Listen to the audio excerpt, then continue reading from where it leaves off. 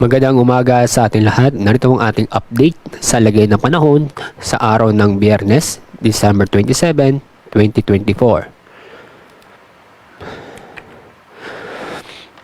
Kasalukuyan, malawak ang kaulapan sa Visayas, Palawan at Mindanao. Dulot yan ng Intertropical Convergence Zone o ITCZ.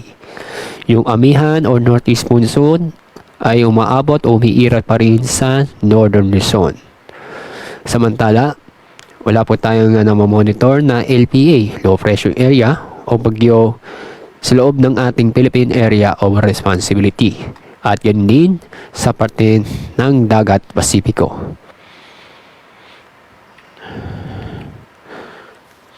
Dahil sa Intertropical Convergence Zone, maulap na kalangitan na may mga kalat-kalat na pag-ulan at thunderstorm sa Palawan, ganun din sa Visayas, buong Visayas at buong Mindanao.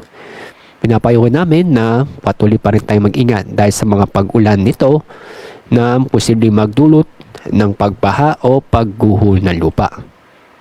Dako tayo sa lalabing bahagi ng Luzon. Maulap na kalangitan, inaasahan natin na may mga kalat-kalat na pag-ulan at thunderstorm sa Albay, Sorsogon, Masbate at Catanduanes.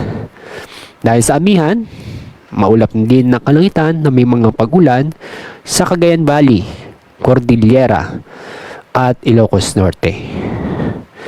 Sa lalabing bahagi po ng Luzon, kasama Metro Manila, ay magiging maganda at maaliwas sa panahon ngayong araw.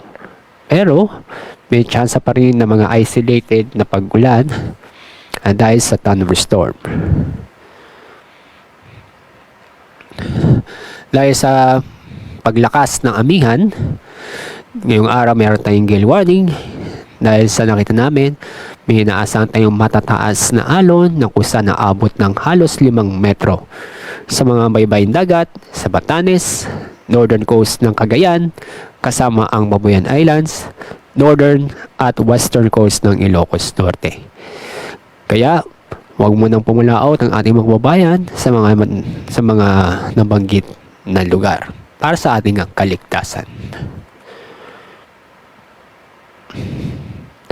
Ang araw sisikat mamayang 6:19 ng umaga. Ang araw lulubog sa ganap na 5:35 ng